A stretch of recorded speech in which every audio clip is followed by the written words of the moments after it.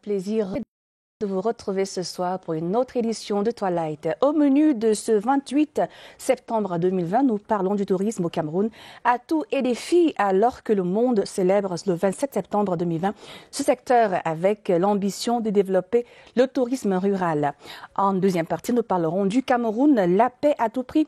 Dans cette partie, nous allons évoquer les acquis et les efforts du Cameroun pour maintenir et préserver cette paix.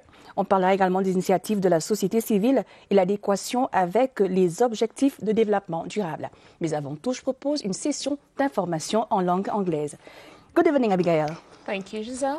So school resuming and there will be gifts for everybody. Yes, Giselle. 13,000 government primary schools in the country will each receive 3 essential textbooks free of charge for the upcoming school year. The English, French and mathematics course books will be distributed to pupils of classes 1 and 2 in the 2 subsystems of education. A press conference to this effect was granted earlier today by the Minister of Basic Education, Laurent Sech Dodungwa. Here now is an excerpt of the Minister. These textbooks are French course books and English course books, and finally mathematics course books for both the Anglophone and the Francophone subsystems of education. This distribution operation will increase the average textbooks ownership ratio. We stand today at 1 textbook for 12 pupils and 1 textbook for 2 pupils at the same moment. This distribution goes hand to hand with the curricular reform, which requires the use of new books approved by the National Commission for School Textbooks and Didactic Material. School preparations is gradually gaining steam in the country, and the city of Yaoundé is not left out.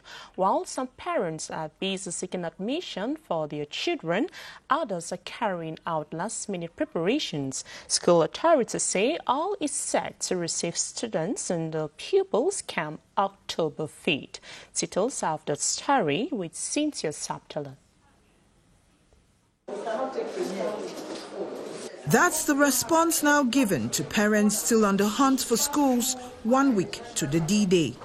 In this government school, authorities here say cleaning is the primary activity now done to receive students Monday, October 5th. We are doing total cleaning of all classrooms and washing of benches, because after this we are going to proceed with disinfection. We have already done class distribution and we have to proceed to rename the classes. For those who've completed registration procedures, the parents were seen in bookshops in town purchasing learning materials. There are some textbooks that are not available yet. They say the parents that came earlier bought already.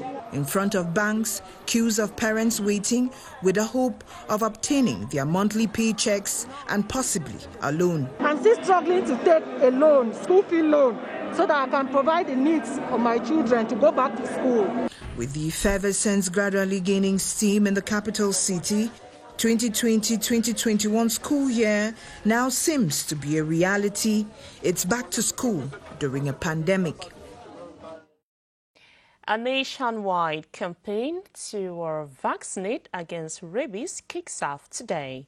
The campaign is part of activities to mark the 14th edition of the International Day Against Rabies celebrated in Cameroon under the theme, "Let's collaborate and eliminate rabies for rabies kills." The campaign was launched by the Minister of Livestock, Fisheries and Animal Industries, Dr. Tiaga. Details of the story with Beatrice Ngo. In droves, they made their way into the yard of the Chamber of Agriculture to have their pets vaccinated against rabies, a contagious disease that affects both humans and animals. More than 98% of the rabies cases are due to pets.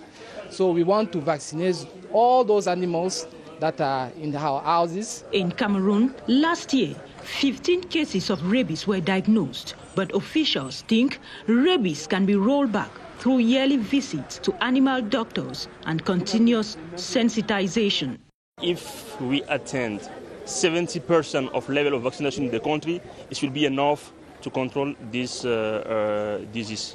This 14th edition of the International Day Against Rabies is being used to reflect on ways to break the transmission chain and to make the vaccine more accessible. During the World Rabies Days, we have vaccination campaigns that are organized freely to be administered not only to animals, but equally campaigns on the human side. You have to know that the vaccine has a cost. Averagely, a shot will cost around 6,000 to 8,000 francs. Vaccinate your pets for a rabies-free country by 2030.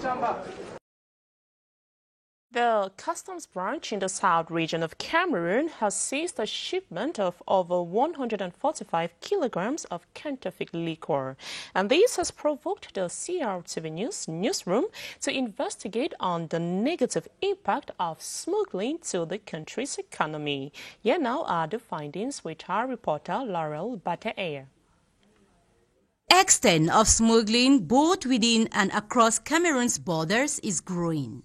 A detrimental situation for the national economy, which is going through difficult times, not only internally but also internationally. Most production sectors are hit by the smuggling, both in the agri-food industry as well as pharmaceutical, cosmetic, textiles, goods and services. Illicit trade is a major problem. It also causes significant revenue losses for government and corporate citizens.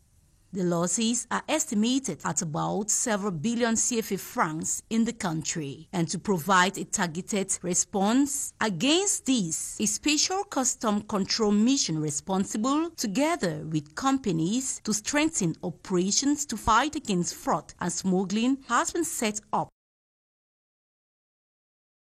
You're watching the 6 p.m. edition on CR7 News. We now talk sports football, where the weekend was quite fruitful for Cameroon's Indomitable Lions. Njoya Ajara scored 4 goals as Vålerenga faced Club 2 and has once again become her club's top scorer.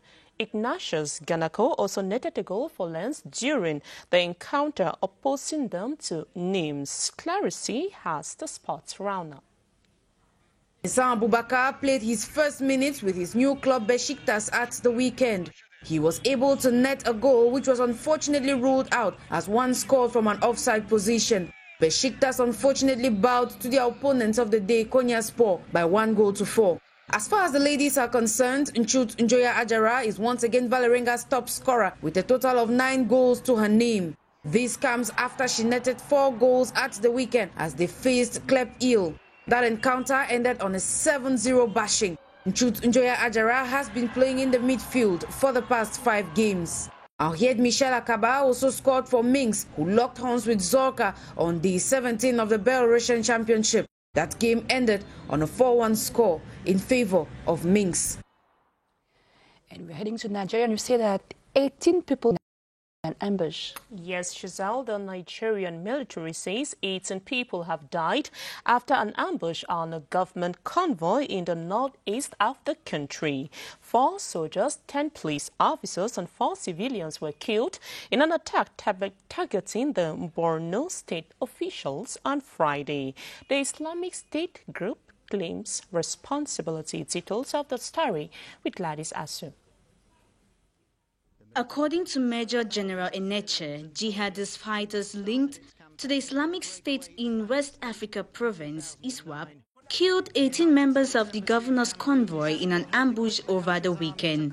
Insurgents opened fire with machine guns and rocket-propelled grenades in an attempt to harm Governor Babangana Zulum of Borno State. The governor was unharmed and was extracted to a nearby garrison before heading back under tight security. The officials were on their way to finalize arrangements for displaced people to return to Baga when they were ambushed. More than 30,000 people have been killed and millions have had to flee their homes because of the insurgency by Islamist militants Boko Haram. They launched their military operation in 2009 and their attacks have spread from northeastern Nigeria to neighboring countries, Chad, Niger and Cameroon. One faction broke out in 2016 and now fights under the banner of a group called Islamic State in West Africa Province, ISWAP. At 8 for the 6 p.m. audition, my name is Choice Abigail. Twilight continues with Giselle Ngeni. It's always a pleasure to have you on Thank set. you so much, Giselle. You're welcome. Mesdames, Messieurs, vous regardez Twilight, on va prendre une respiration, puis après on ira dans la région du Nord.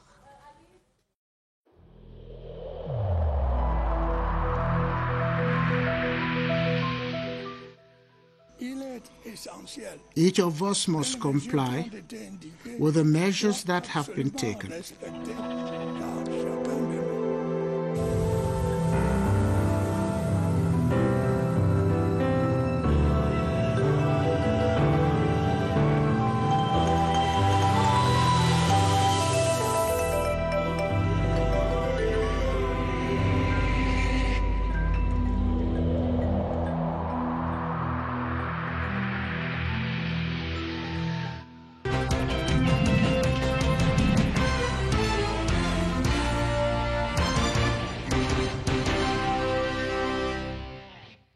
L'appel des régions nous amène dans le septentrion, plus précisément dans le nord, à Garoua, où nous attend Claver Pascal Ndanga. Si vous m'entendez, bonsoir. Bonsoir Gisèle, Nzabama à Garoua. D'accord, c'est vrai que je vous entends pas très bien. Si la réalisation peut me permettre de mieux vous entendre, ce sera vraiment agréable. Alors, je pense que vous et moi, on devrait parler, on devrait s'entretenir ce soir sur la 14e journée mondiale de lutte contre la rage. D'entrée de jeu, est-ce qu'on peut savoir quel est le taux de prévalence de la rage canine, la rage qui provoque la rage humaine dans cette région du pays? Alors, effectivement, Gisèle, en ce qui concerne le taux de prévalence, en fait, début d'année 2020, la délégation régionale de l'élevage, des pêches et des industries animales pour le Nord a enregistré seulement 4 cas de morsures déclarés donc positifs à la rage. Mais c'est un chiffre, n'est-ce pas, qui peut plutôt s'arrondir au regard du fait que les populations ne déclarent forcément pas des cas de rage enregistrés tant qu'au niveau des localités reculées. Donc cela peut être au-dessus, n'est-ce pas, de ces 4 cas enregistrés dans la région du Nord. Mais heureusement, nous n'avons pas enregistré des cas de décès liés à la rage au regard des statistiques disponibles à la délégation régionale de l'élevage et des pêches des industries animales pour le Nord.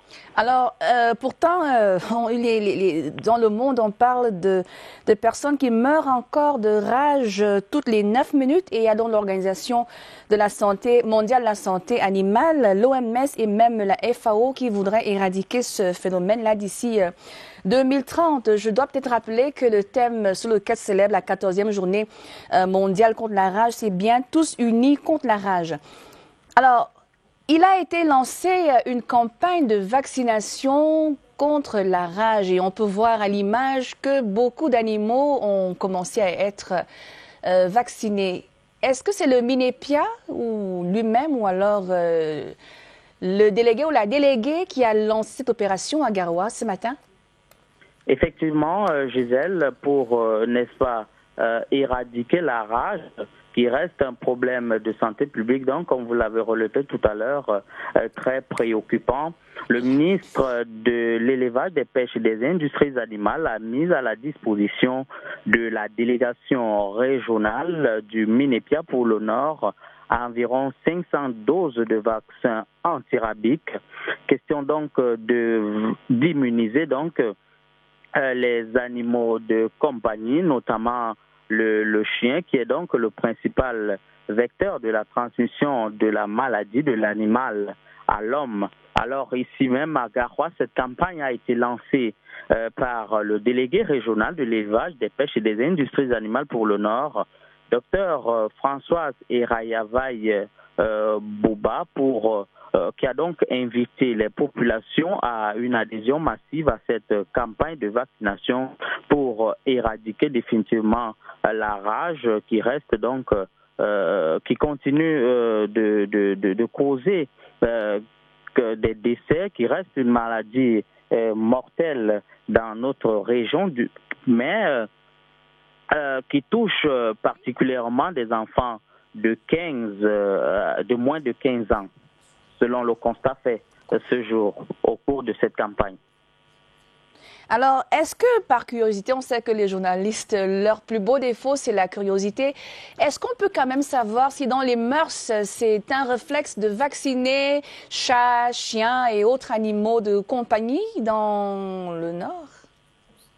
Alors, Gisèle, ce qu'il faut dire, c'est que pour beaucoup, c'est pas encore le réflexe, c'est pas encore les habitudes.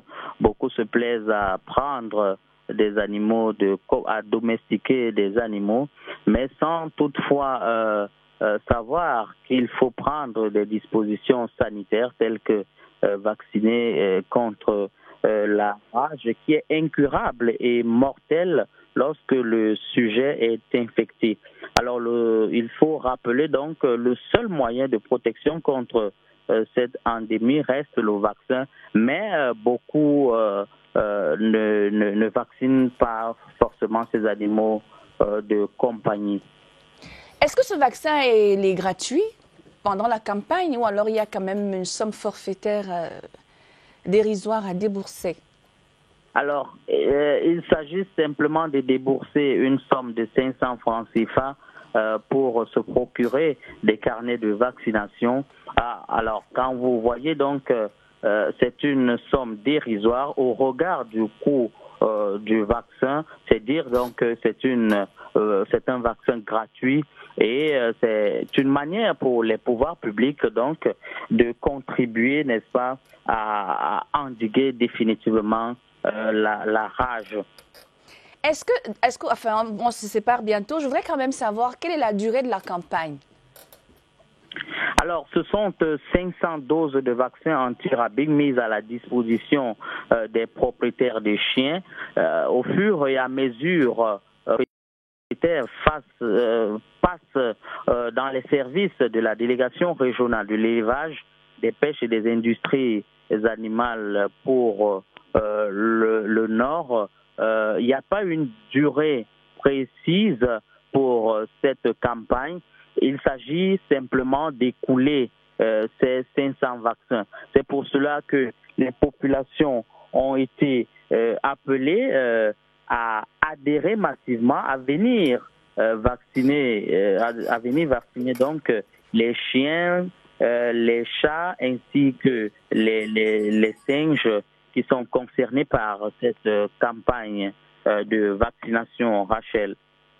Alors, c'est Gisèle, oui, Rachel et Gisèle, ça arrive bien.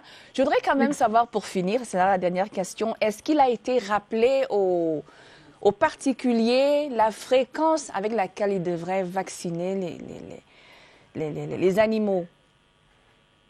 Oui, cela a été fait aux personnes qui ont pu, n'est-ce pas, sacrifier à ce rituel de vaccination. Alors, ce que le délégué régional a fustigé, c'est de ceux qui attendent chaque année cette campagne avant de venir vacciner. Elle a rappelé, donc le docteur Françoise Erayavaï Bouba a rappelé que c'est une action qui devrait être pérenne, qui devait être permanente pour tout propriétaire d'animaux domestiques au regard de la dangerosité de cette maladie. Il s'agit donc pour ces propriétaires d'animaux domestiques de faire vacciner régulièrement à une fréquence régulière, que ce soit les chiens, les chats, de ne pas simplement attendre.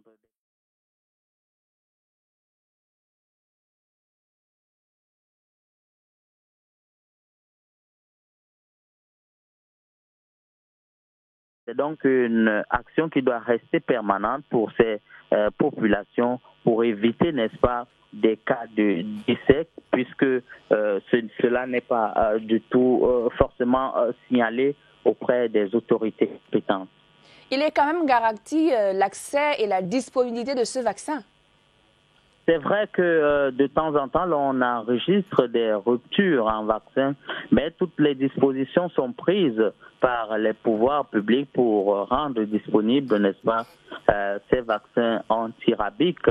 Vous êtes sans ignorer que Garoua abrite le laboratoire national vétérinaire qui fait office, n'est-ce pas, d'un laboratoire de référence en Afrique centrale. Claver Pascal Ndanga, merci beaucoup pour toutes ces informations. Au plaisir de vous reparler une autre fois. Merci Gisèle Orguenet et bonne suite. À bientôt. Mesdames, Messieurs, merci d'être des nôtres. On va prendre une autre respiration et se retrouver juste après. Nous faisons peau neuve dans cette édition de In Vitro. Le soin corporel et particulièrement celui du dos est au menu de cette édition. Ici, comme vous l'avez dit en introduction, nous sommes dans la salle de contrôle des préservatifs. Nous faisons un contrôle de la conformité de la qualité des préservatifs masculins et féminins. Nous allons appliquer du miel qui est très riche en nutriments. Comment est-ce que se porte ce métier à présent, ce métier de bijoutier ici au Cameroun? Actuellement, ce que je peux vous dire, la bijouterie, ça ne marche plus. Ce travail consiste à traiter toutes les dégradations, que ce soit les nids de poules, que ce soit les fissurations ou les affaissements. Le principe est simple, il faut que je mouille d'abord les 2 cylindres. Quand je finis de mouiller les 2 cylindres, c'est pour que quand je passe, on ait une route déjà ouverte à la circulation après mon passage.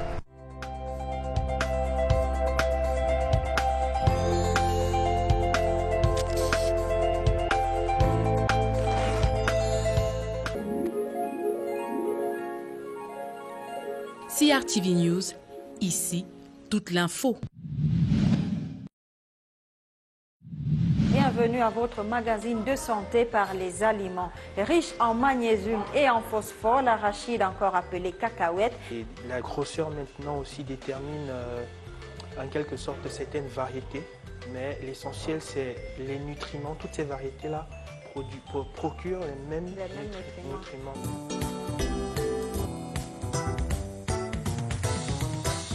Découvrez quelques astuces de nettoyage rapide et économique pour retrouver une semelle toute neuve. Les recherches ont prouvé que les feuilles de manioc permettent déjà de baisser le taux de sucre. Donc tous ceux qui sont hyper tendus, les feuilles de manioc sont idéales pour eux. Déjà parce que les feuilles de manioc contiennent la vitamine C. La vitamine C, c'est une vitamine déjà antioxydante. Solange adore le zoom accompagné de feuilles de gombo. Elle nous donne les détails de la préparation de ce plat. Regardez, on se retrouve juste après. Mon mets préféré, c'est le plat de zoom accompagné des feuilles de gombo. Déposez vos pâtes. Je prends ma papaye qui est divisée en demi-lune. Je vais prendre mes pois que je vais fendre en quartier. Retrouvez-nous tous les vendredis à 11h11 sur CRTV News.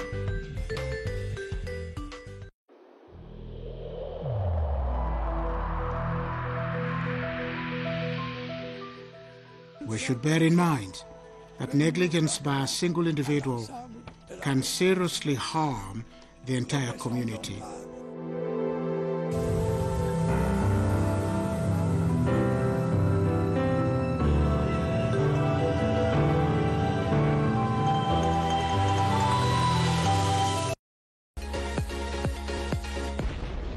Merci de nous faire confiance comme ceci tous les dimanches. Lorsqu'il est 18h, on a 1h30 à passer ensemble à décrypter toute l'actualité sportive de la semaine. Aujourd'hui, on a simplement revu l'organigramme et que là, le ministère des Sports ou encore le gouvernement de la République a pris les choses en main. Vous allez voir que le CHAN est assez symptomatique de la réalité des clubs africains.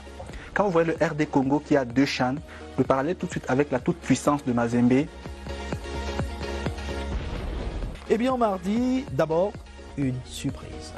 Une petite surprise, on va le dire, c'était au Santiago Bernabéu. Mardi donc, le Real Madrid affrontait le FC Bruges.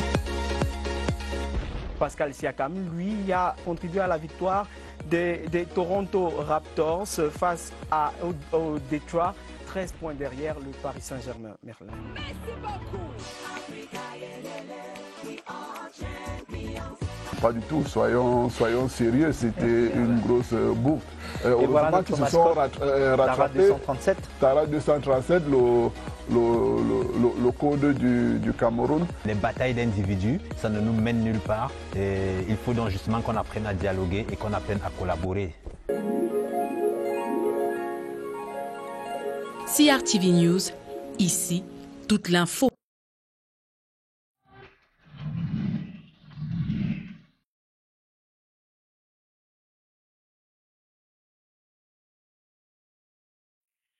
Nous abordons le premier thème de ce soir, Cameroun, la paix à tout prix. On va donc revisiter quelques efforts et acquis du Cameroun pour préserver et maintenir cette paix, les initiatives de la société civile et comment est-ce que le Cameroun s'arrime aux objectifs de développement durable sur cet aspect. Pour en parler avec moi sur ce plateau, des visages que vous connaissez certainement, à ma gauche, tout près de moi. Bonsoir. Bonsoir. Monsieur Mbessi Awono François. Naturellement. Oui, vous êtes le président fondateur de l'Association camerounaise pour les Nations Unies. Bienvenue à toi. Vous savez, il y a un rituel. Naturellement. Merci de le passer à votre voisin à l'extrême gauche, sénateur junior, Pierre Zachariel Nkara. Bienvenue à toi, Light. Thank you, madame. Thank you. Give me back my hand sanitizer, please. Alors, à mon extrême droite, Constance Ntamamanga. Bonsoir, bienvenue à toi, Light. Bonsoir, madame. Merci. Vous êtes député junior, non, sénateur junior.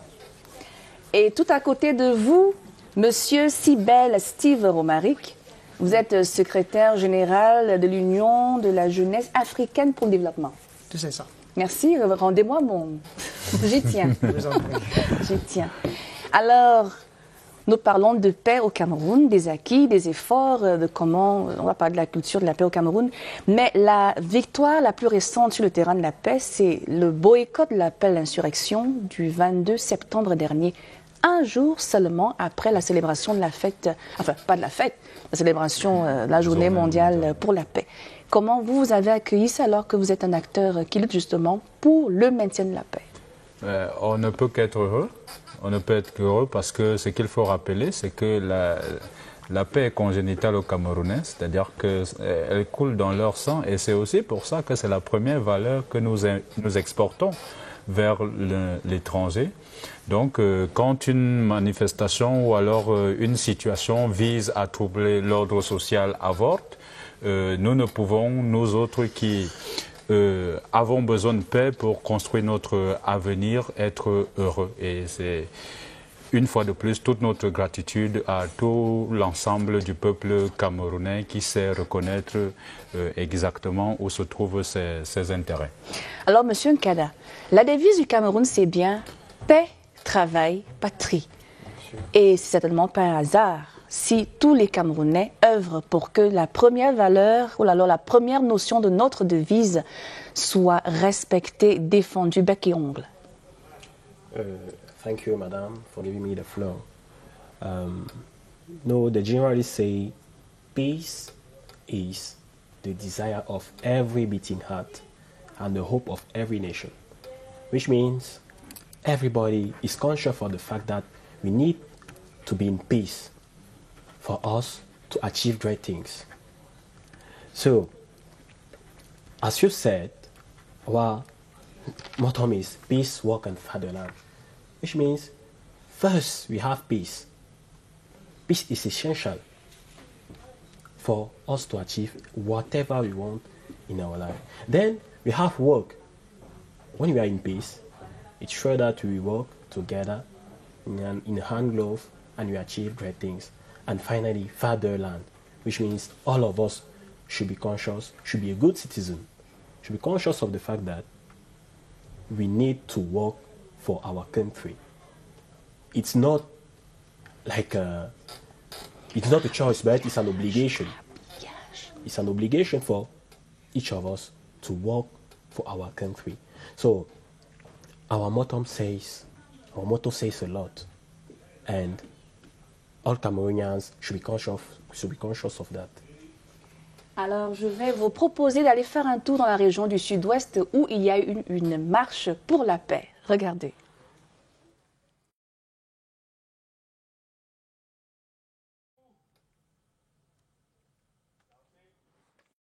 Shaping peace together by seeking and pursuing it is the context under which faithfuls of the Presbyterian Church in Cameroon, PCC, gathered at the Moliko Stadium to seek God's face during this time of crisis in the northwest and southwest regions of Cameroon. This year's International Day of Peace speaks to us directly as a people. That is why we decided as Christians of the Presbyterian Church in Cameroon to come out to sing peace, to dance peace, and to preach peace. According to PCC Christians, when life becomes unbearable, the only solution is turning to God for peace. When we are against peace, we are always self-destruction. We are destroying ourselves, we are destroying our family, our nation, and everything that we stand for. Praying for peace suffices the church to move to other ends of the crisis zone. Religious leaders in Cameroon are also preparing and planning to have a peace workshop that will empower them as peace brokers to go out from one town to the other. We'll continue the activities of peace. Apart from intercessory prayers, the people of the southwest region, particularly PCC faithfuls, are expected to remain determined to live and pursue peace in our troubled land, be agents of peace and transform our communities, the nation and the world. Alors, Cybèle Steve Romaric, c'est vrai que là-dedans, je ne sais pas exactement. Le nom de famille, c'est Cybèle. Tout à fait. D'accord.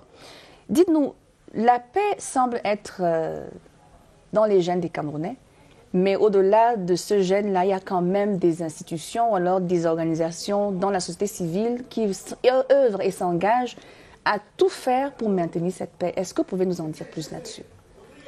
Déjà, je vous remercie pour l'occasion qui m'est donnée de présenter justement notre association, l'Union de la jeunesse africaine pour le développement, qui bien sûr, dans ses créneaux principaux, s'engage pour préserver la paix dans toute la superficie du territoire camerounais.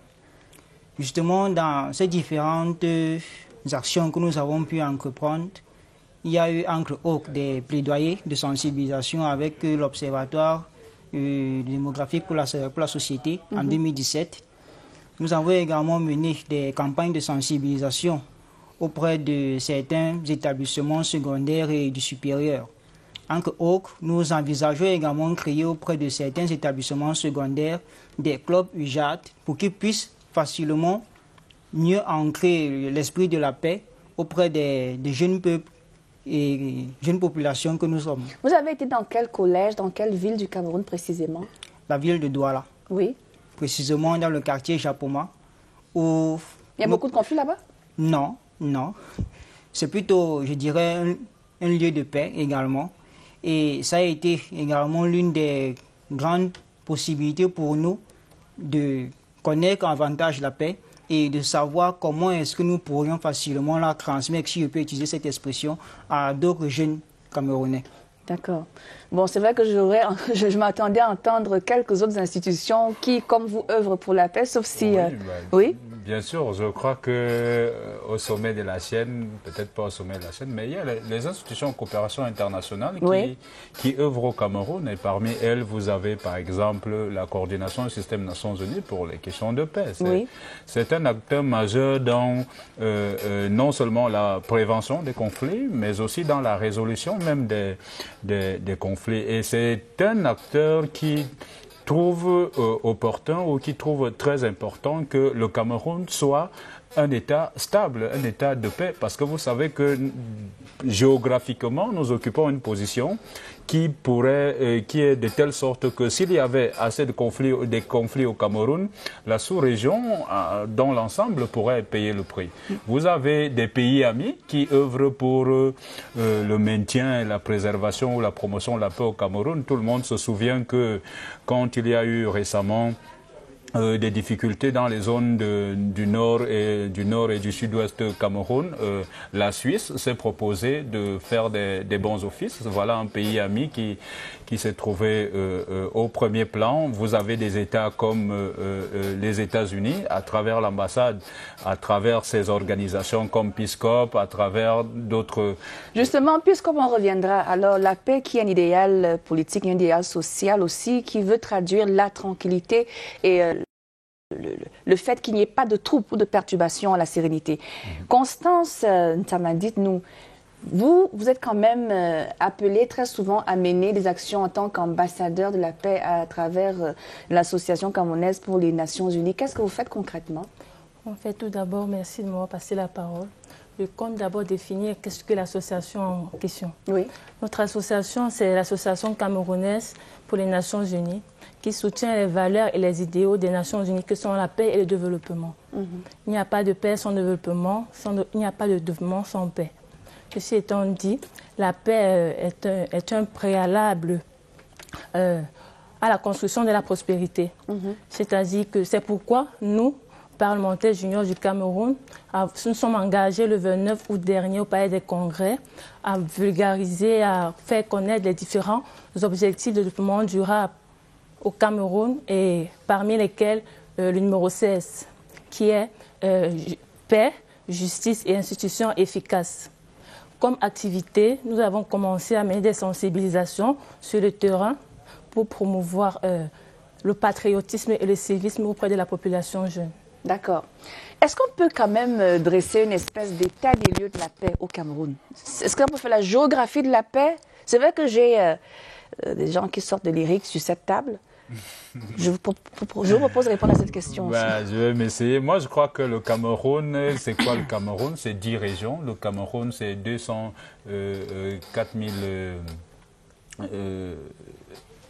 Ah non, parlons juste des zones de paix, des voilà, des zones de paix. Ce que je voulais dire particulièrement, c'est que dès que vous avez enlevé le septentrion, les régions du nord et du sud-ouest, vous avez un pays qui est relativement stable, qui est un pays où les gens vaquent à leurs occupations. Et même dans les zones conflictuelles, conflictogènes, comme les régions du nord-ouest, du sud-ouest et de l'extrême nord du nord, c'est des poches, c'est-à-dire dans ces régions-là qui connaissent des conflits. Donc, personnellement, je pense que nous sommes un pays qui est en paix, mais qui, comme tous les pays à travers le monde entier, connaît quelques difficultés dans certaines zones de son territoire et où les populations, et c'est ce qui est d'ailleurs normal, parce que quelque part on dit que là où il y a le silence total, il n'y a pas forcément la paix. Donc, et ce n'est pas aussi parce qu'il y a des difficultés quelque part dans un pays que ce pays n'est pas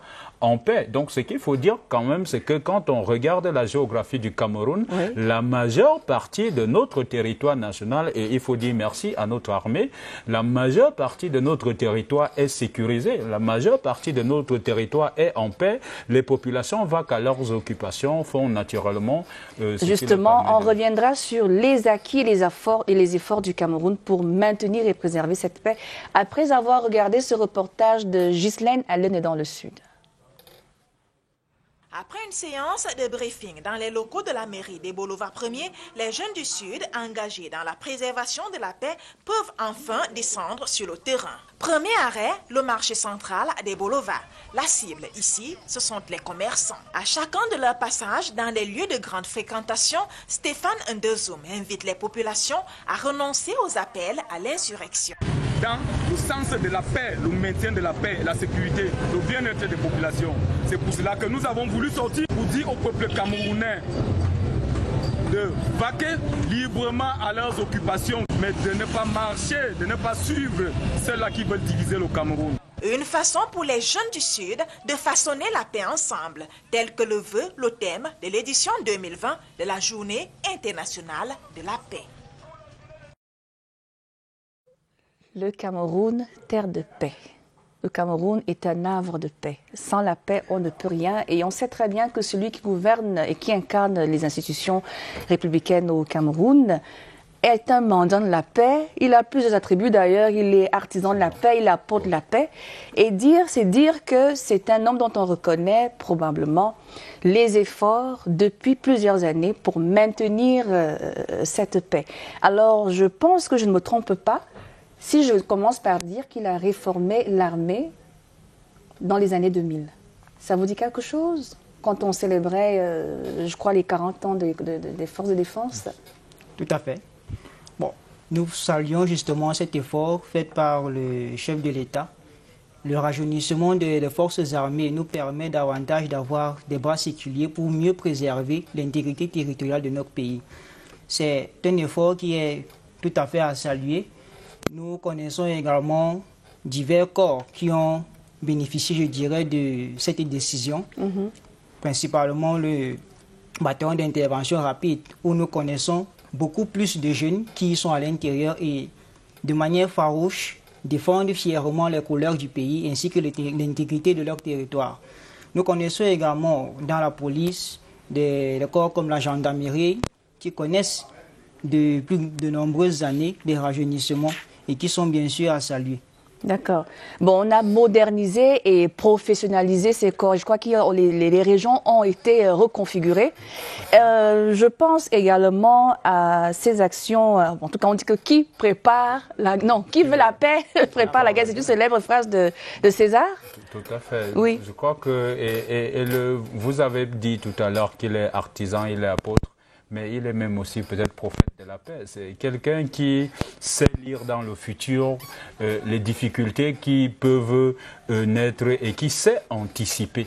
Et je crois que c'est ça aujourd'hui qui est à saluer, parce que quand on se rend compte des nombreux efforts qui sont accomplis par le chef de l'État pour que les jeunes Camerounais puissent aller à l'école, pour qu'ils puissent vaquer à leurs occupations, pour que les populations puissent s'épanouir, c'est à saluer. Nous rappelons récemment qu'à la tribune des Nations Unies, le chef d'État n'a pas fait la langue de bois pour rappeler non seulement au monde entier que la paix était la valeur fondamentale qu'il fallait requérir pour construire le nouveau monde, pour construire un monde qui tienne en considération les intérêts des populations présentes et futures, mais aussi nous savons que c'est au sommet de Paris, une fois de plus encore, le chef de l'État, effectivement, comme vous avez dit tout à l'heure, que qui veut la paix prépare la guerre, a déclaré déjà la guerre à Boko Haram, et aujourd'hui les résultats sont là.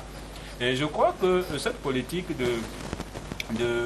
d'amélioration du dispositif organisationnel de l'armée, cette politique qu'il a avant-gardiste, aujourd'hui a payé, a donné des fruits, et nous sommes tranquilles, nous vivons, nous continuons de poursuivre l'œuvre de construction du Cameroun qu'il a amorcé. Alors Pierre Zakariel, je crois qu'on peut revenir sur, je crois que c'était l'accord de Greentree. Ça, c'est aussi une autre opération qui marque une des victoires du Cameroun sur la paix, parce que je n'ai pas tout le temps envie de citer le président de la République. Si vous pouvez nous en dire quelque chose. In English, of course. You're free to speak, to answer either in French or in English. All right. Thank you, Madam. As I earlier said, everybody is conscious of the fact that we need to live in peace. And the reason all nations, the United Nations and all the countries have been struggling, have been joining their efforts to sign some accords, some institutions anyway, some decisions for the world to be conscious that it is a matter of all. It's a matter of everybody. So, apart from the efforts of Your Excellency, Mr. Paul Biya, we also have international institutions who are struggling, who are doing their best. Every country, for all countries to remain peaceful. And we can see that our President, His Excellency Paul Biya, is in the same line. It's the reason he has even been qualified as a peace beggar. Can you imagine a whole president qualified as a peace beggar? Why? Because sign of humility also.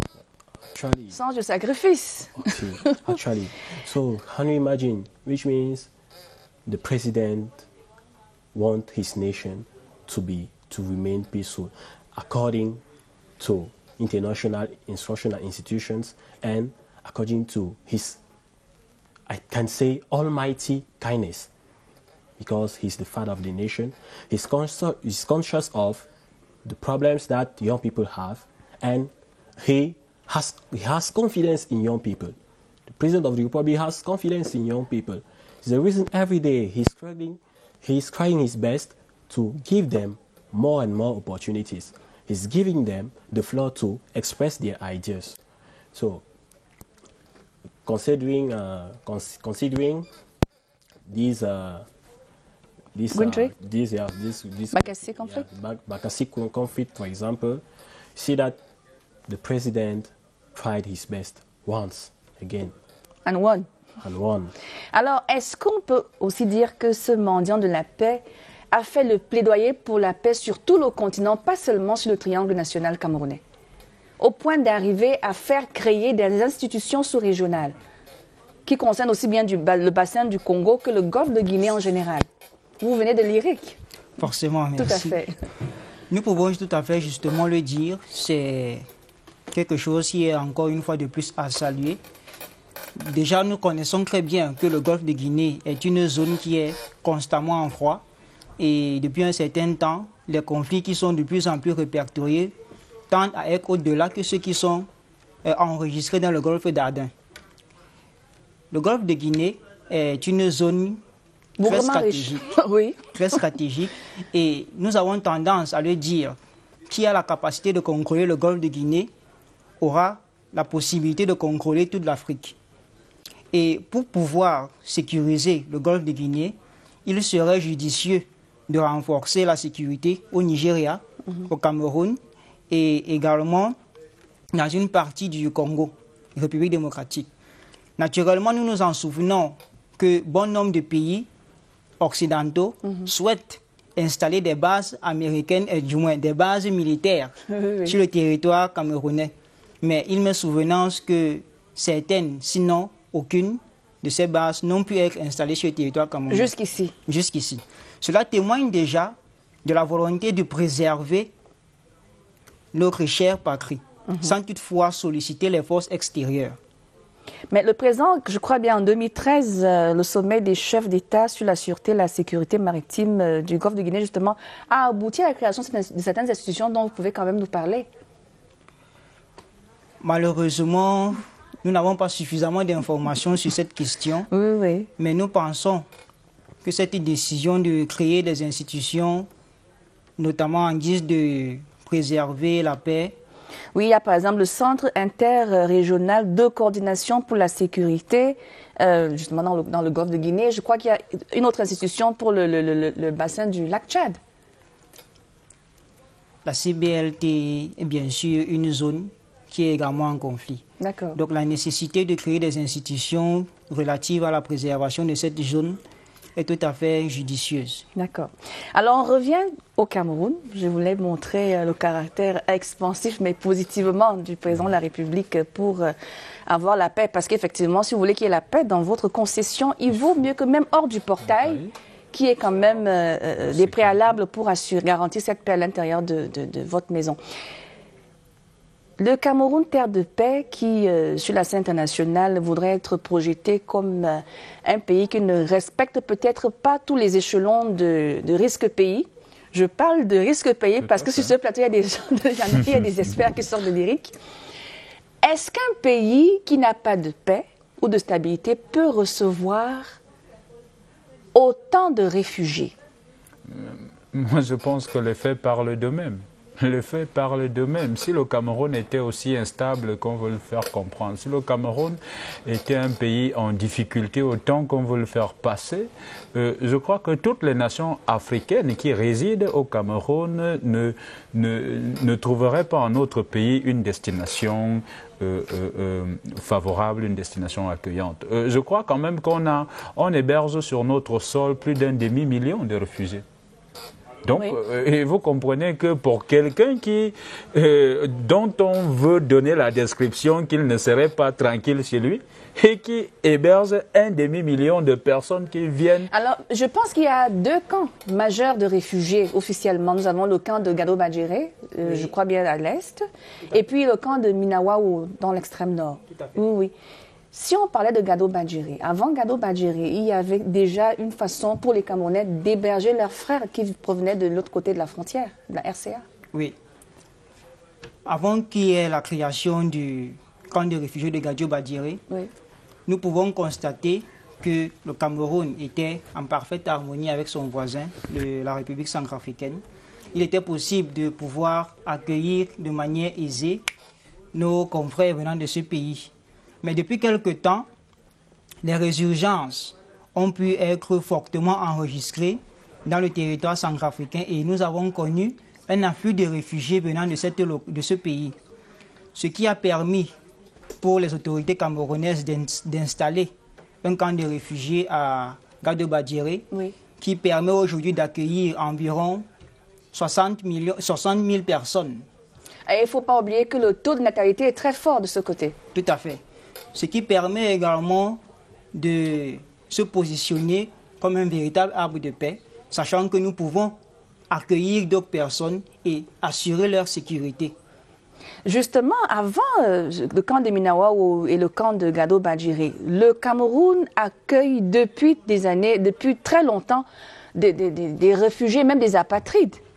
Bien sûr, moi je crois que... Dans nos quartiers résidentiels, nous avons des épiciers qu'on appelle vulgairement des boutiquiers qui sont sénégalais, qui sont rwandais, qui sont peut-être des réfugiés politiques ou économiques. Bref, vous pouvez nous en dire quelque chose? Oui, mais je crois que chez les jeunes, il y a aujourd'hui, à chaque fois que les jeunes veulent se retrouver, c'est dans des restaurants sénégalais qu'ils y vont. Dans chaque quartier au Cameroun, dans une ville au Cameroun, vous avez des boutiques de Sénégalais, de Maliens, de beaucoup de personnes. Et je crois même que quand vous prenez une ville comme Yaoundé, vous avez tout un quartier comme Vogada où c'est toute une forte communauté nigériane qui réside depuis des décennies et qui fait des affaires florissantes. Donc, je pense que qu'il s'agisse des Soudanais, qu'il s'agisse des Rwandais, qu'il s'agisse des Maliens, qu'il s'agisse des Gabonais, des Guinéens, le Cameroun, effectivement, est l'Afrique en miniature et les faits tendent à traduire que ce pays est le carrefour dans lequel tout le monde vient. Une terre d'accueil très une terre d'accueil où tout le monde trouve non seulement à venir poser des activités, mais où on se sent en sécurité. Parce qu'il faut même dire que parfois, les étrangers se sentent plus en sécurité au Cameroun que les Camerounais. Et les pouvoirs publics ont toujours pris des dispositions pour protéger les biens et les personnes, surtout quand il s'agit des étrangers. Donc, je crois aujourd'hui... Il a même été... il y a eu des accords, on va dire quoi, des conventions entre le ministère de la Santé publique du Cameroun et le HCR, le Haut Commissariat pour les réfugiés des Nations Unies, prise en charge la couverture santé, oui, la couverture santé des réfugiés qui sont chez nous. Et c'est autant d'éléments qu'on vous disait tout à l'heure que, mais quand vous voyez dans un pays quelqu'un non seulement a le souci de prendre soin de ses propres concitoyens, mais en plus de cela, il a le souci des étrangers. Mais je crois que c'est en parfait accord avec les us et les coutumes que nous avons développés depuis des siècles et des siècles. Et c'est la raison pour laquelle je vous disais tout à l'heure que le père fondateur du Cameroun, en plaçant la paix comme le premier préalable dans notre devise, savait de quoi il parlait. La paix est camerounaise. Elle est labellisée camerounaise. Je crois que nul au monde ne pourrait se prévaloir de ce que le Cameroun aujourd'hui peut se prévaloir avec près d'une aussi grande diversité d'ethnies, de populations, de langues. Alors, on va prendre une petite pause et on se retrouve pour nous séparer.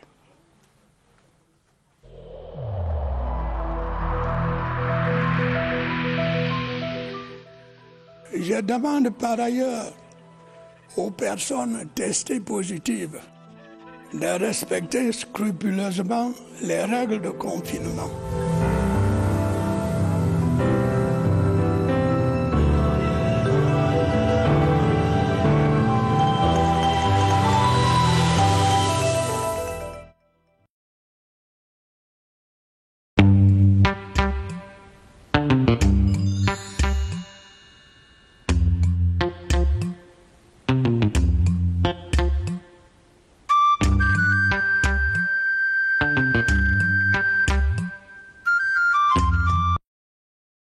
parlons toujours de paix et de comment est-ce que le Cameroun se déploie pour conserver cette valeur précieuse à l'épanouissement des populations.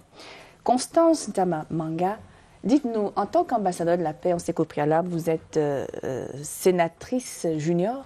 Quelles sont vos missions pour la paix les 12 prochains mois? Comme je l'ai dit auparavant, nous avons commencé des sensibilisations, amené des sensibilisations sur les actions pour promouvoir auprès de la jeunesse le patriotisme, le civisme. Nous allons aller au-delà en présentant aux jeunes l'aspect en fait, de conservation de la paix. Car la paix est pour nous, comment dire, un cadeau, un trésor pour lequel nous devons lutter, nous battre pour aller de l'avant, le consolider. Comme le chef de l'État le dit souvent, nous devons être des artisans de la paix. Ce que je veux savoir, quand vous dites la jeunesse, c'est que vous allez dans des écoles, dans des quartiers, dans des associations sportives, ou vous allez voir la jeunesse où? Ce sont vos voisins au quartier? C'est la jeunesse d'où? Ici, à CRTV, par exemple? Non, la jeunesse, on peut dire du quartier aussi. Oui. Dans les établissements avec les élèves, les étudiants, auprès de nos mamans même. Oui. En fait, toute la population est concernée. D'accord. Alors, avant de nous séparer, un dernier mot, Monsieur le Président, c'est de savoir comment vous jaugez l'arrimage du Cameroun au 16e objectif de développement durable des Nations Unies. Moi, je crois que le Cameroun a continué de se transformer. Tout le monde aujourd'hui peut attester de ce que le chef de l'État a annoncé prochainement la tenue des élections régionales. Cela montre que notre appareil institutionnel a continué de se moderniser, a continué de se transformer et c'est tout à notre avantage. Nous savons aujourd'hui que de nombreuses institutions qui ont été planifiées ont vu le jour et aujourd'hui on est au bout du processus pour que la décentralisation qui a été annoncée puisse être effective. Et c'est la raison pour laquelle, une fois de plus encore, le 24 octobre, à l'École nationale d'administration et de magistrature, les jeunes vont se retrouver, vont se réunir pour non seulement célébrer la journée mondiale de l'ONU, mais aussi pour discuter, pour qu'on leur présente le parcours qui a été celui du Cameroun dans le giron des Nations Unies.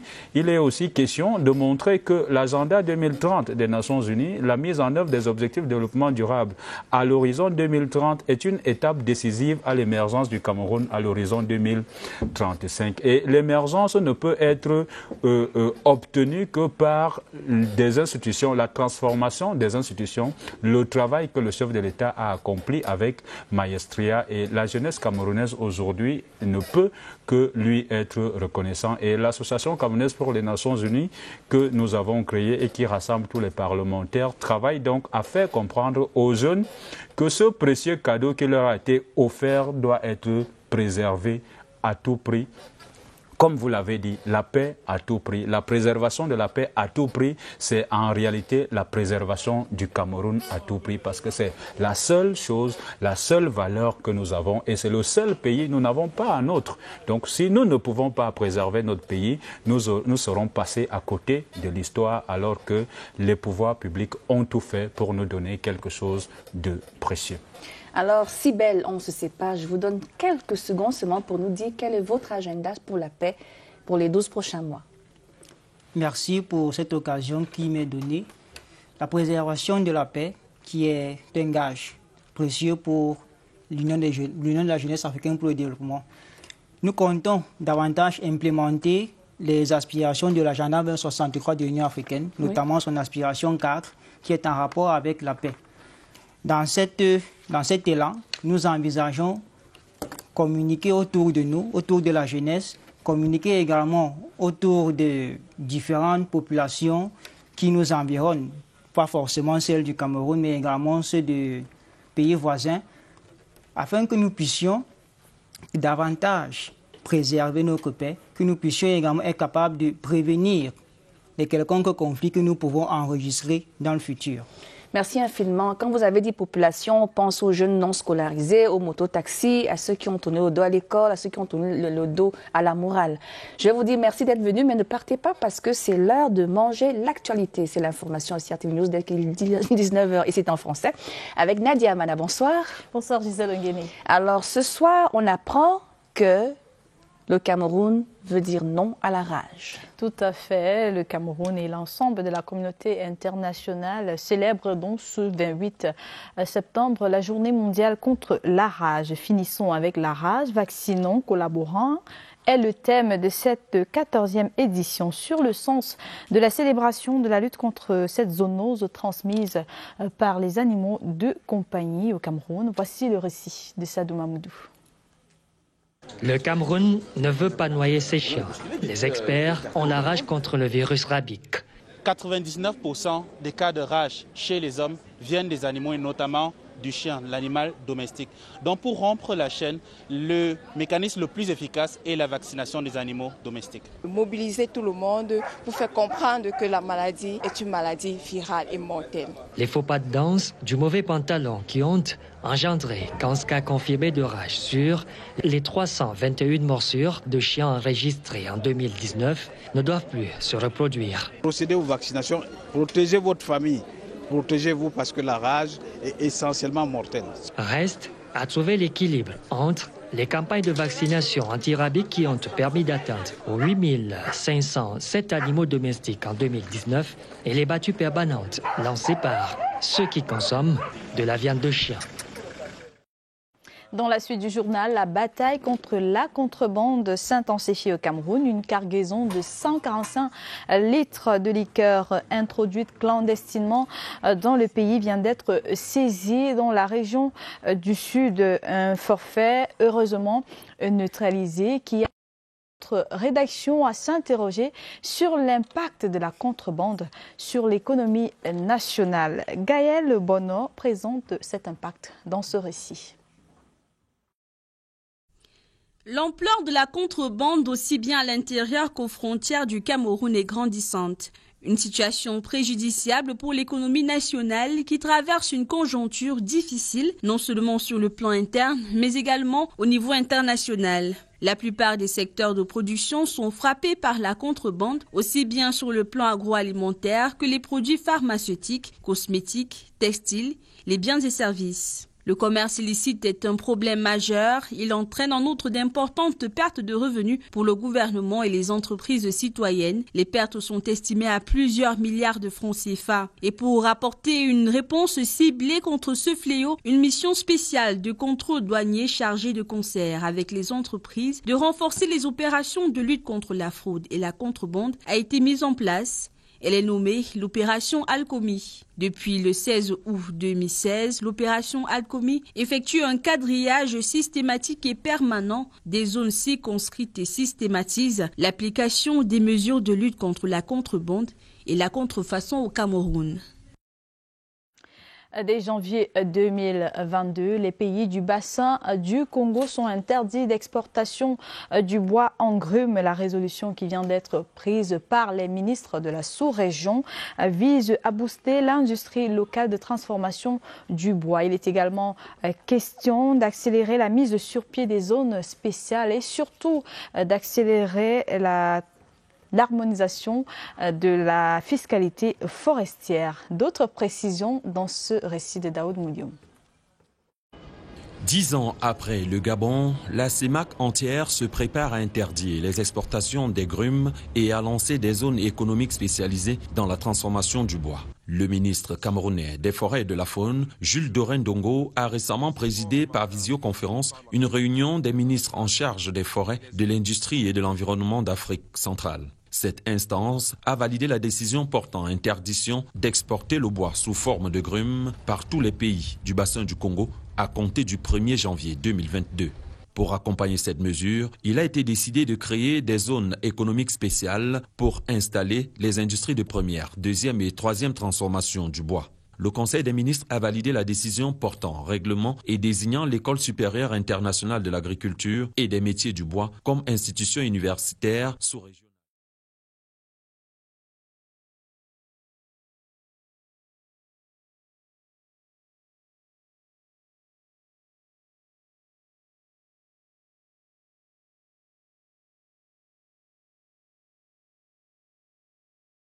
Ministres ont recommandé à la commission de la CEMAC d'élaborer des directives en matière de fiscalité forestière, des directives que les pays devront incorporer dans leur législation nationale. L'argent n'aime pas le bruit, mais on peut quand même parler d'emprunt obligataire parce qu'il y a de bonnes nouvelles de ce côté. Tout à fait, 45,7 milliards de francs CFA, c'est la somme que vient de débloquer le Cameroun dans le cadre du remboursement de son emprunt obligataire. L'enveloppe est en forte augmentation. Elle était seulement de 9 milliards de francs CFA en 2017. Des informations données par la Caisse autonome d'amortissement à notre reporter Yvonne Gaël-Avebe. 45,7 milliards de francs CFA, c'est le montant que le Trésor public camerounais mettra en paiement le 17 octobre prochain au titre du remboursement partiel de son emprunt obligataire 2016-2021. Le 4e emprunt obligataire de l'histoire des finances publiques camerounaises, lancé le 20 septembre 2016 pour mobiliser une enveloppe de 150 milliards de francs CFA, avait été souscrit à 115,43% par les investisseurs. Le principal de cette dette sera remboursé à hauteur de 41,2 milliards de francs CFA contre 4,5 milliards de francs CFA pour les intérêts, selon la Banque des États de l'Afrique centrale, dépositaire de la Bourse des valeurs mobilières qui regroupe les pays d'Afrique centrale.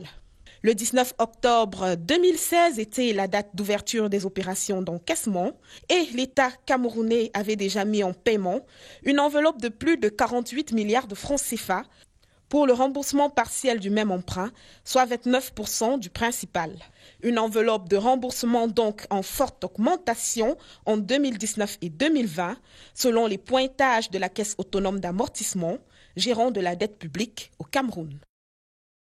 Triste nouvelle dans ce journal, les 2 représentants du Cameroun au concours international de cuisine Plate of Origin vient d'être éliminés de la compétition. Ashley Vola et Kelly Cynthia ont été battus en demi-finale par l'équipe de Grèce. Ce jeu de cuisine qui se déroule en Australie regroupait des grandes nations de cuisine comme la Chine, l'Italie, la France et l'Inde. Dans la suite du journal, nous restons en culture. La chanteuse nigériane Yemi Alade est désormais ambassadrice de bonne volonté pour le programme des Nations Unies pour le développement, le PNUD. Actrice, auteure, compositrice de plusieurs titres à succès, elle fait partie des chanteuses afro-pop les plus influentes selon le magazine Forbes. Après plusieurs mois de collaboration avec le PNUD, elle a été choisie pour contribuer à la lutte contre les inégalités, l'autonomisation des femmes et la sensibilisation sur les impacts du changement climatique. Les détails dans ce récit de Claude Sandra de Tout. Yemi Alade, ambassadrice de bonne volonté pour le PNUD. L'artiste afro-pop nigériane a été désignée ce 23 septembre pour porter des projets de développement durable en l'honneur des femmes. Sa mission ? Mener à bien la lutte contre les inégalités, l'autonomisation des femmes et la sensibilisation sur le changement climatique. Les femmes originaires des pays en développement sont particulièrement vulnérables au projet des Lion King de l'artiste pop américaine Beyoncé. Avec 4 albums à son actif, l'ambassadrice de bonne volonté n'est pas à sa première collaboration avec le PNUD. Félicitations. Alors, on veut voir comment est-ce que les Lions, ou alors entendre comment est-ce que les Lions ont rugi dans leur tanière ce week-end. Tout à fait. Gisèle Guéné, Chouta Djara, grâce à un quadruplé, est désormais la meilleure buteuse du championnat norvégien. Du côté de la Ligue 1 française, Ignatius Ganago n'en finit plus de marquer des buts. Aboubacar Vincent, quant à lui, a effectué ses débuts dans son nouveau club en Turquie. Robert Kolansa Mbiama déroule pour nous ses performances des Lions qui évoluent à l'étranger. Shoot Adjara, puissance 4 et tout sourire. La Lyon s'est offert un quadruplé face à Keppel Hill avec Valerenga lors de la 13e journée du championnat de Norvège. Valerenga s'est imposé 7-0 et reste leader. Shoot Adjara est la meilleure buteuse avec 9 réalisations. Après son 4e but cette saison, Ganago a malheureusement quitté la pelouse, blessé à la 54e minute. En Géorgie, Olivier Boumal inscrit un but avec le FC Sabour-Talou et file en demi-finale de la Coupe nationale. Score final 2-0. Il s'agit du premier but de Boumal avec son nouveau club. Nouveau club également pour Vincent Aboubakar. L'attaquant a disputé ses premières minutes avec le Beşiktaş en Turquie ce dimanche après-midi. Une première malheureusement entachée par la défaite 1-4 de Beşiktaş face à Konyaspor. Un autre Camerounais qui signe en Turquie, Aurélien Chedjou. Il quitte Amiens en 2e division française pour s'engager avec Adana Demirspor, club de 2e division turque. Hors de nos frontières au Mali, le Mali a donc son nouveau Premier ministre. Le président de transition Ba Ndao a nommé l'ancien ministre des Affaires étrangères Mokhtar Ouane au poste de Premier ministre. Le tout nouveau chef du gouvernement a par le passé occupé la fonction de délégué à la paix et à la sécurité de la Commission de l'Union économique et monétaire d'Afrique de l'Ouest. Voilà donc qui met un terme à ce 19h. Restez sur CRTV News en compagnie de Gisèle Ongene pour la suite de Twilight. Bonne suite, Gisèle Ongene. Merci infiniment d'être venue. Mesdames, Messieurs, on va continuer après cette légère pause. Merci de nous retrouver pour cette édition de Ressources. Nous avons fait des formations sur les thèmes. L'ambition du ministère de l'Habitat est de démarrer. C'est le moment de prendre le round-up économique de la semaine. Alors vous venez avec les dernières informations sur l'économie au Cameroun et un peu au-delà. Toutes les régions ont abrité des comices agro-pastoraux. Il y aura une voie d'emprise de 29 mètres et des équipements connexes. Le ministre de l'Eau et de l'Énergie, Gaston Elundou Essomba, a lancé le 25 novembre dernier un programme de suivi, de contrôle. Tous les spécimens partout dans le monde et on cherche à faire des cross-breeds. Le monde agro-pastoral se déploie ainsi dans un contexte de crise sociopolitique avec un risque d'insécurité alimentaire. Et pour sortir, on va prendre la direction du Kenya pour parler de ce petit détour. CRTV News, ici, toute l'info.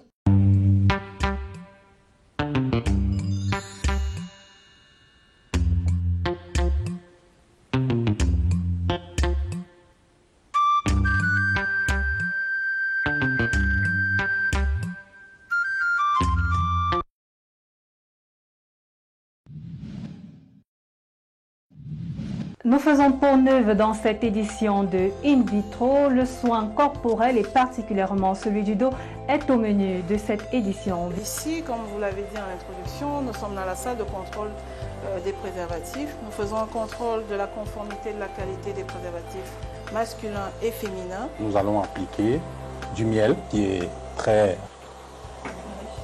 riche en nutriments. Comment est-ce que se porte ce métier à présent, ce métier de bijoutier ici au Cameroun? Actuellement, ce que je peux vous dire, la bijouterie, ça ne marche plus. Ce travail consiste à traiter toutes les dégradations, que ce soit les nids de poules, que ce soit les fissurations ou les affaissements. Le principe est simple, il faut que je mouille d'abord les 2 cylindres.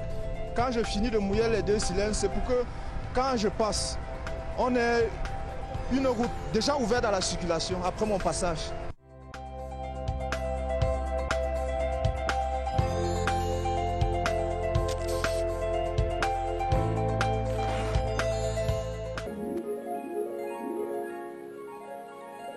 CRTV News, ici, toute l'info.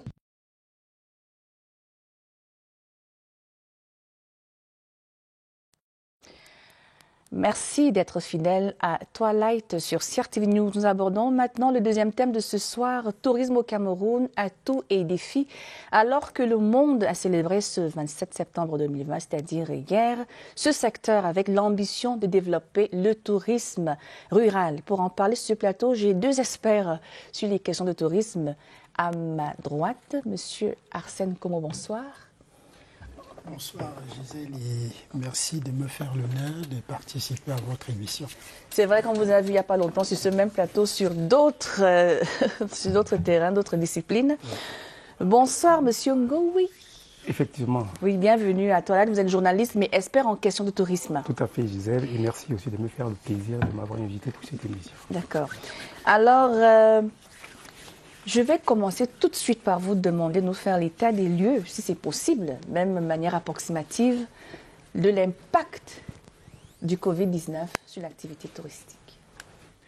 Alors, il faut dire que l'activité touristique fait partie de l'un des secteurs qui a été le plus frappé par la pandémie Covid-19. Et je crois que jusqu'ici, dans le cadre de l'association que je représente, à savoir l'association des acteurs du tourisme au Cameroun, nous avons entrepris, n'est-ce pas, une enquête qui devrait nous permettre de déterminer de façon beaucoup plus pointue jusqu'à quel niveau est-ce que l'activité du tourisme a été frappée au Cameroun. C'est-à-dire que dans cette activité-là, qui n'a pas encore remis sa copie, donc vous comprendrez pourquoi il ne sera pas évident pour moi d'avancer quelques chiffres que ce soit, l'enquête étant en cours, mais il est clair et certain que, au regard de l'observation qui est faite, que c'est un secteur qui a été véritablement frappé, à regarder simplement la baisse du taux de fréquentation dans les hôtels et les restaurants et la mise en congé technique des personnels relevant guides et autres qui relèvent, n'est-ce pas, du secteur du tourisme. Je crois qu'à partir de ces simples indicateurs, on peut aisément comprendre que l'activité a pris un véritable coup au Cameroun. D'accord. Alors, 41e édition de la Journée mondiale du tourisme. Oui. Et puis, comme thème, il est universel, puisque ce n'est pas seulement le Cameroun qui célèbre cette 41e journée sous le thème du développement rural. Est-ce que ce n'est pas une espèce de fuite de refuge? Non, je pense qu'on ne pourrait pas dire que c'est une espèce de refuge. Vous savez, le tourisme en lui-même est un secteur transversal. Et de par la transversalité, il faut inclure l'ensemble des secteurs, l'ensemble des environnements pour pouvoir avoir une orientation beaucoup plus globale de ce qu'on appellerait le tourisme. Il s'agit en fait d'une chaîne. Et la chaîne part effectivement du milieu rural vers le milieu urbain. Vous voyez donc que la part belle a été faite en cette édition au secteur rural. Mais justement, au Cameroun, les zones rurales ne sont pas vraiment développées. Normalement, à mon avis, on devrait plutôt pencher pour l'écotourisme en zone rurale, puisque les lieux symboliques, historiques, qui devaient aider les générations actuelles à remonter dans on dit l'histoire. Oui. J'imagine un lieu dans la Sanaga où a été peut-être fusillé un chef. Tout à fait. C'est pas Étonne, mais c'est proche des Étonnes. Oui. Je ne suis pas sûre que cet endroit est vraiment aménagé. Alors, je voulais quand même vous poser la question de savoir comment vous jaugez la reprise progressive de l'activité touristique après, je ne vais pas dire que Covid est fini, mais on a quand même relâché les mesures barrières. Mais il faut savoir que je vais rebondir un peu sur le thème de la 41e édition de la Journée mondiale du tourisme. Il faut savoir que l'OMT, chaque année, il y a un thème qui est dédié à une journée. Et cette année, il est bien vrai, l'OMT fait un effort de dédier l'année suivante une année avant. D'accord. Donc c'est depuis pratiquement décembre 2019 que l'OMT a dédié la journée 2020 en tourisme et développement rural. Donc maintenant, si vous rebondir sur la question sur laquelle vous venez de poser, il faut savoir que la reprise, elle est effective. Donc maintenant, comment est-ce que cette effectivité peut être ancrée dans le commun des Camerounais? Nous, qui sommes dans ce secteur depuis pratiquement une quinzaine d'années, on constate qu'il y a certes l'effort que l'État fait, mais il n'est pas suffisant. Parce que si vous vous rappelez, pendant que tout ça a pu être mis en branle, il y a beaucoup d'établissements qui ont fermé, il y a eu des congés techniques, il y a des Camerounais et des étrangers qui les mettent en quarantaine. Il y a certaines mesures qu'on attendait beaucoup du gouvernement. Il est bien vrai, l'État, il y a une enveloppe d'1,7 milliard de francs qui a été octroyée au dépendant ministère qui est le ministère du Tourisme et des Loisirs. La répartition fait encore problème.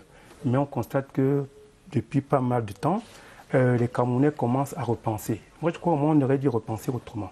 Parce que si, sur le plan international, ce n'est pas évident qu'on se déplace, ça veut dire qu'on doit développer le tourisme interne. Le tourisme interne, c'est qu'on soit susceptible de partir de Douala à Yaoundé et de visiter Kribi, de visiter Limbe.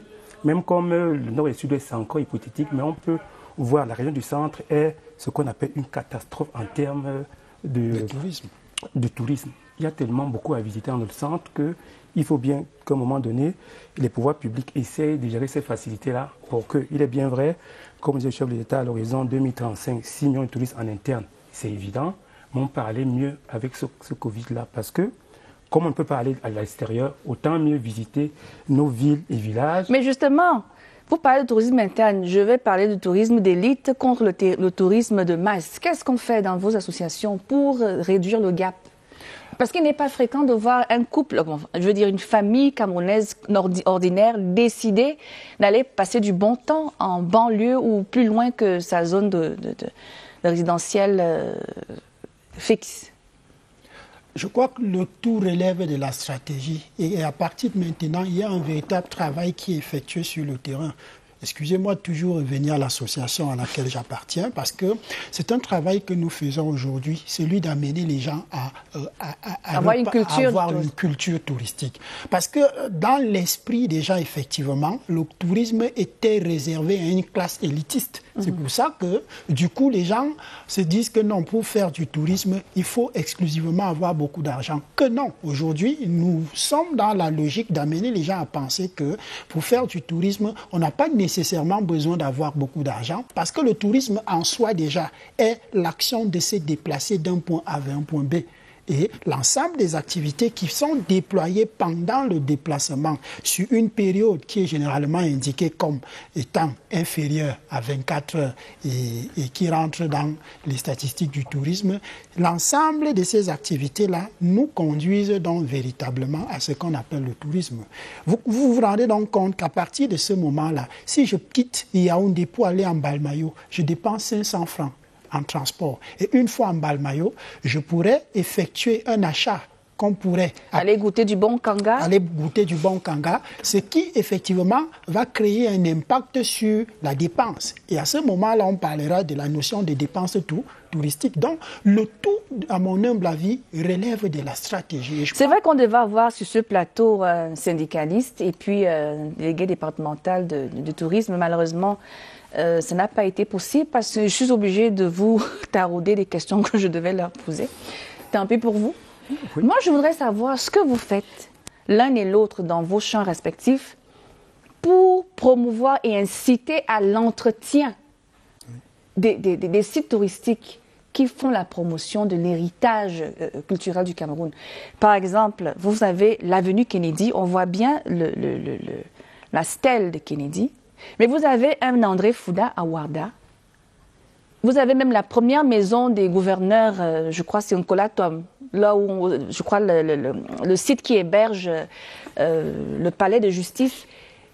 Tous ces sites-là, qu'est-ce qu'on fait? Je ne vais pas dire vous, qu'est-ce qu'on fait pour les entretenir, pour attirer la jeunesse qui ne connaît pas l'histoire du Cameroun à mieux découvrir ces endroits? Ce ne sont que des exemples. Vous savez, l'ambiguïté qu'il y a dans tout ce que vous dites là, oui. C'est qu'on a une particularité. Oui. Vous savez, il y a des monuments qui sont souvent respectés à un département ministériel qui n'a rien à voir avec le ministère du Tourisme. C'est-à-dire que je prends un exemple pour essayer de vous les illustrer. Oui. Si nous voulons aller à tout hasard au monument de la réunification, il faut automatiquement que le ministère des Arts et de la Culture vous donne cette autorisation-là. D'accord. Ailleurs, c'est le même ministère qui chapeaute et qui donne les facilités. Maintenant, vous parlez de tout ce qu'on peut avoir comme site ou aménagement. Vous savez aussi qu'on a une particularité ici. Il y a un département ministériel ne peut pas chevaucher dans les compétences d'un autre.